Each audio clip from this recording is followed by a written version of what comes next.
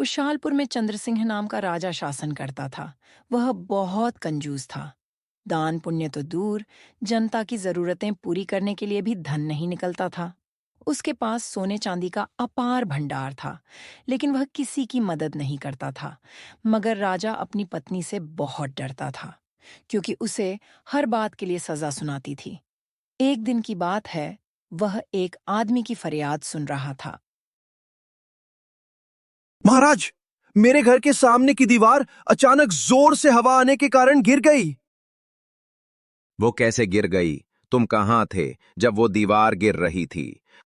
मैं अपनी बकरियों को चारा खिला रहा था। तुमको चारा छोड़कर अपनी दीवार को पकड़ना चाहिए था। महाराज, ये कैसे हो सकता है? दीवार बहुत बड़ी थी, उसको मैं कैसे पकड़ सकता हूँ? दीवार किसने बनाई थी? उसको बुलाकर लाओ। महाराज, मिस्त्री ने बनाई थी। दीवार गिरने की सजा मिस्त्री को दी जाए। उसको उसी दीवार में जिंदा चुन दो, ताकि कोई भी उसको देखकर ऐसी दीवार दोबारा न बना सके। मगर इससे मुझे क्या मिलेगा? मेरा तो नुकसान हो गया है। राजा अपनी रानी की तरफ देखता, फिर मंत्री की तरफ देखता और सोचता, अगर मैंने कोई गलत निर्णय ले लिया तो यह मुझे यही मुर्गा बना देगी। मुझे इस विषय में सोचने के लिए कुछ समय चाहिए। अभी तुम जा सकते हो।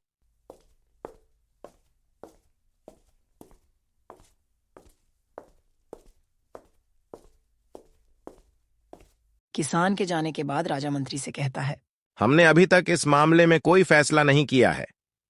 महामंत्री, जाकर देखो हवा कहां से आती है। वह जगह बंद कर दो।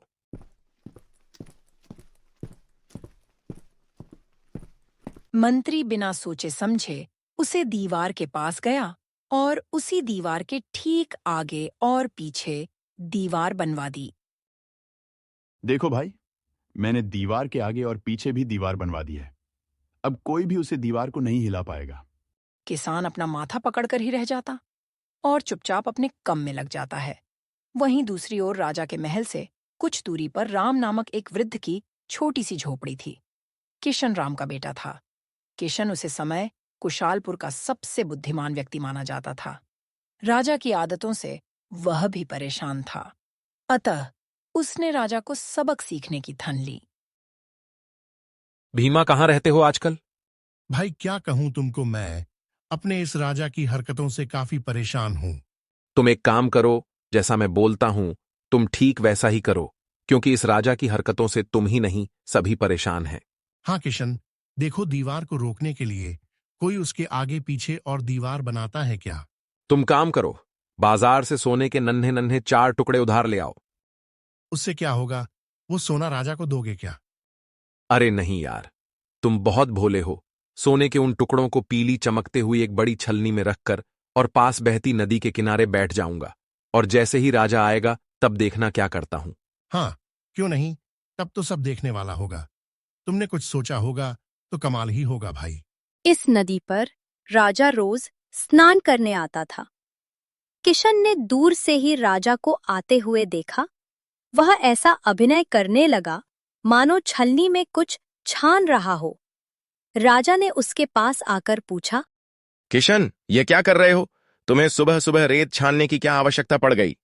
महाराज, मैं तो इस रेत में छिपा सोना ढूंढ रहा हूं। राजा कुछ कहता, इससे पहले ही किशन ने छलनी भर रेत निकाली और चांदी छलनी के ऊपर सोने के 4 छोटे छोटे टुकड़े चमक रहे थे। राजा ने आश्चर्य से पूछा, रेत में सोना ये कैसे किया? हुजूर, आज से महीना भर पहले मैंने सोने का एक छोटा सा टुकड़ा इस जगह पर बोया था। देखिए हुजूर, पूरे 4 टुकड़े निकले। यदि मैं कुछ और सब्र करता तो यहां बहुत से टुकड़े मिलते। क्या बकवास करते हो? भला क्या सोने की भी खेती की जा सकती है? क्यों नहीं हुजूर, आप खुद ही देख लीजिए। मैं तो गरीब आदमी हूं। पिछले 10 वर्षों से इसी प्रकार सोना बोलता हूं और काट लेता हूं। इसी सोने से मेरा पेट पलटा है। तुमने मुझे पहले क्यों नहीं बताया? मेरे पास तो सोने का ढेर है। मुझे पता होता तो मैं सारा सोना वो देता। आज तक तो मेरा महल सोने से भर गया होता। हुजूर, अभी देर नहीं हुई है। आप अब भी बोल लीजिए। 6 महीने बाद देखिएगा तो फसल लहलाती नजर आएगी। राजा ने किशन के कंधे पर हाथ रखते हुए जवाब दिया, देखो किशन, तुम एक अनुभवी आदमी हो। मेरी ओर से तुम सोने की खेती करो। इसके लिए तुम्हें जितना सोना चाहिए तुम ले सकते हो। आज ही मेरे साथ महल में चलो। इस काम के लिए तो तुम मेरे सेवकों को भी साथ ले सकते हो। किशन तो मानो इसी मौके की तलाश में था। वह तुरंत राजी हो गया। वह महल में गया और सोने के डॉन टुकड़े ले आया। 10 सेवक भी किशन को मदद के लिए दे दिए जाएं। जी महाराज। तुमको कुछ और चाहिए हो तो बता देना, तुम तक पहुंचा दिया जाएगा। मगर ध्यान रहे, अगर कुछ ना हुआ तो तुमको इसकी सजा दी जाएगी। जी महाराज, आप जैसा कहते हैं वैसा ही होगा। तुमको क्या लगता है तुमको छोड़ दिया जाएगा? वो वक्त बताएगा किसको सजा और कौन हंसेगा। देखते ही देखते नदी के किनारे खुदाई का काम शुरू हो गया। किशन के कहे अनुसार सेवकों ने सोना बीज की तरह बो दिया और उन पर ऊपर रेत डाल दी। किशन ने राजा को आश्वासन दिया। 6 महीने बाद बॉय हुए सोने का 3 गुना सोना मिल जाएगा। मिलना ही चाहिए। हमें हमारा सोना दुगना होते हुए देखना है।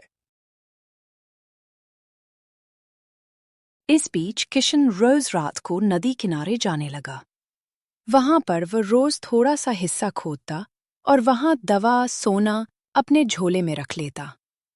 अगले दिन सुबह ही वो सारा सोना गरीबों में बांट देता। धीरे धीरे जनता की गरीबी मिटाने लगी।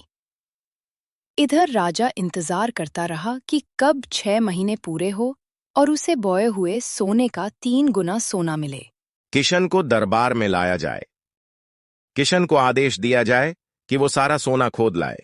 महाराज, सोना तो काफी हो गया होगा। मुझे कुछ सैनिकों की जरूरत पड़ेगी। इस बार 20 सेवक उसके साथ कर दिए जाए। सेवकों ने उस स्थान पर काफी गहरी खुदाई की, रेत को छाना, लेकिन सभी ये देखकर आश्चर्य में पड़ गए कि उसमें सिवाय 2-4 सोने के टुकड़ों के कुछ भी नहीं था। किशन भाग भाग राजा के पास पहुंचा, रोते हुए बोला, हुजूर, आपकी किस्मत खराब थी। जमीन में सोने के 2-4 सूखे हुए टुकड़ों के अतिरिक्त कुछ भी नहीं निकाला है। सूखे हुए टुकड़े? तुम्हारा मतलब क्या है?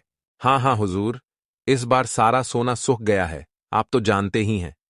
इस बार बारिश बिल्कुल नहीं हुई, सारी फसल सूख गई। आपका बहुत नुकसान हो गया है इस बार। भला सोना सूख कैसे सकता है? ये तो ठोस चीज है। हुजूर, आपने इतनी बातों पर विश्वास कर लिया कि सोना बोया जा सकता है, सोने की फसल लहलहा सकती है, सोना काटा जा सकता है। फिर भला इतनी सी बात पर विश्वास क्यों नहीं करते कि सोना सूख गया? राजा के पास कोई उत्तर नहीं था। उसने मंत्रियों से सलाह ली। किशन ठीक कहता है। अगर सोना बोया जा सकता है तो सूख भी सकता है। अब तो राजा से कुछ कहते नहीं बना। वह सिर पकड़कर बैठ गया। किशन ने कंजूस राजा को अच्छा सबक सिखाया दिया था।